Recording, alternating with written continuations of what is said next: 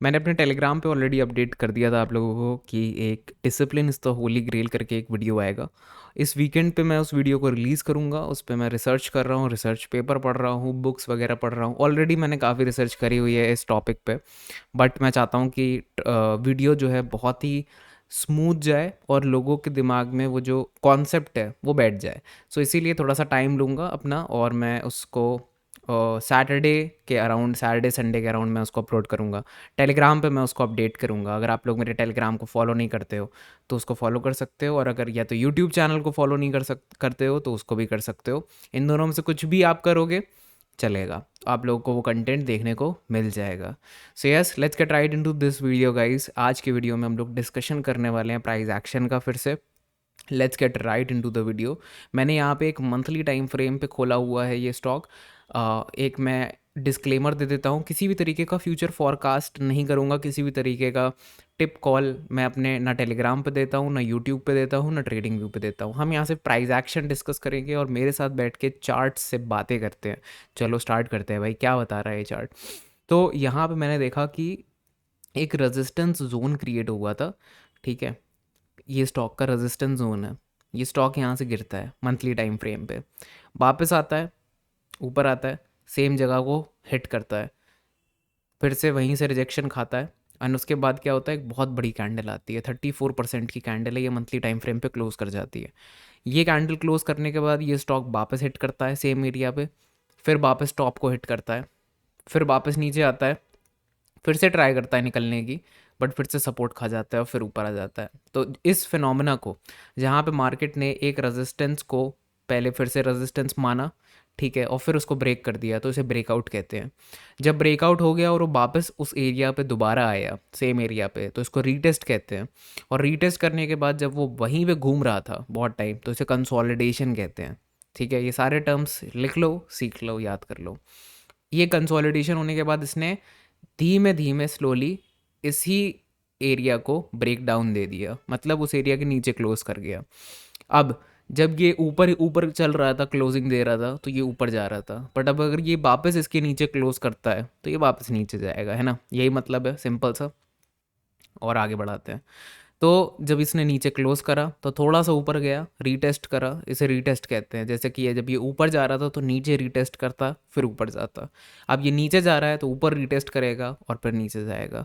तो ये इस तरीके से अपना पैटर्न क्रिएट कर रहा है, फॉर्मेशन क्रिएट कर रहा है। यहाँ तक इसने एक लो बनाया, इसको मैं एक लोअर लो कहता हूँ यहाँ पे। तो ये जो लो था उसके रिलेटिवली यहाँ पे एक लोअर लो क्रिएट करा मार्केट ने। अब अगर आप ओवरऑल पिक्चर देखोगे तो मार्केट ओवरऑल तो अप ट्रेंड में ही है। तो जब तक कि ये कोविड के लोज या फिर उसके भी नीचे अगर ये ब्रेक नहीं कर देता तो ये एक डाउन ट्रेंडिंग में तो बिल्कुल भी नहीं कहलाया जाएगा, राइट। तब तक के लिए अप ट्रेंड में ही है, बट स्लो अप ट्रेंड है, बहुत ही ज़्यादा वीक अप ट्रेंड बोलेंगे। लेकिन अगर अब यहाँ से देखो आप, तो ये इसके रिलेटिव हम देखेंगे, ना कि इस पिक्चर के, क्योंकि ये शॉर्ट टर्म मूव हो गया काइंड ऑफ आपका, और ये एक ब्रॉडर मूव दिख रहा है। यहाँ पे जो ब्रॉडर मूव दिख रहा है वो कह रहा है कि भाई ये हायर लो है। हायर लो के बाद इसने क्या करना चाहिए था, एक और लोअर हाई क्रिएट करके ब्रेक डाउन देना चाहिए था, जो उसने नहीं दिया। इसने एक वी शेप रिकवरी दे के वापस अंदर आया, और वी शेप रिकवरी दे के जब ये वापस अंदर आ रहा है तो आप देख सकते हो कि फिर से एक रिजेक्शन आया वहीं से जहाँ से रेजिस्टेंस लिया था, ब्रेकआउट दिया था, सपोर्ट लिया था, सपोर्ट लिया था, ब्रेक डाउन दिया था, रीटेस्ट लिया था, वहीं से सेम जगह से फिर से रेजिस्टेंस ले रहा है। तो अब ये ऊपर जा रहा है, यहाँ पे आप देख सकते हो फिर से वही पिक्चर की, जब ये वी शेप रिकवरी आ गई है तो ये फिर से ऊपर जा रहा है। तो जब ये नीचे जाएगा तो क्या करेगा, रिट्रेस करेगा, रीटेस्ट करेगा। रिट्रेसमेंट, रीटेस्ट, ये सब चीज़ें एक ही होती हैं। जैसे रिट्रेसमेंट होता है कि ये ऊपर गया तो इसने जो है वापस जब ये नीचे आया यहाँ पे इस तरीके से, तो इसने रिट्रेसमेंट किया, इसने रीटेस्ट करा इन एरियाज़ को। जब ये नीचे जा रहा था तो उसने ऊपर के लिए क्या किया, रीटेस्ट करा, रिट्रेस किया। नीचे जा रहा था, फिर से रिट्रेस किया इसने, ये रिट्रेसमेंट होता है और ये मूव होता है। तो अब ये ऊपर जा रहा है तो ये क्या करेगा, नीचे के लिए रिट्रेस करेगा, रीटेस्ट करेगा नीचे के एरियाज़ को, और फिर क्या करेगा, फिर से वापस ऊपर मूव दिखाएगा। ये होता है सारा टर्मिनोलॉजीज जो मैंने आपको बताया। अब इसके बाद क्या हुआ, इस पर्टिकुलर जो जोन है उसके ऊपर ये क्लोजिंग अभी नहीं दी है इसने, 7 डेज बचे हुए हैं, ठीक है। मैं जो प्राइस एक्शन बताने की कोशिश कर रहा हूँ वो है कि बार बार नीचे ऊपर क्लोज कर रहा था, बट अब जो है इस लेवल को इसने फिर से ब्रेक करा है। फिर इसके ऊपर क्लोजिंग मिल रही है, जो कि एक काफ़ी अच्छा इंडिकेशन होता है। ठीक है, अब अगर मैं इस तरीके से एक लाइन बनाऊँ तो ये ऑलमोस्ट ऑलमोस्ट ये लाइन, अगर मैं थोड़ा और परफेक्टली बनाऊँ तो ऐसे निकलेगी ये लाइन। ठीक है, इस तरीके से निकलेगी। तो अभी अगर ये इस लाइन को टच करता है, पोटेंशियली अगर इस लेवल को टच करता है, इस एरिया को टच करता है, तो ये क्या होगा, ये एक काउंटर ट्रेंड लाइन है। मतलब है, आपने डिसेंडिंग ट्राइंगल पैटर्न देखा है, इस तरीके से बनता है।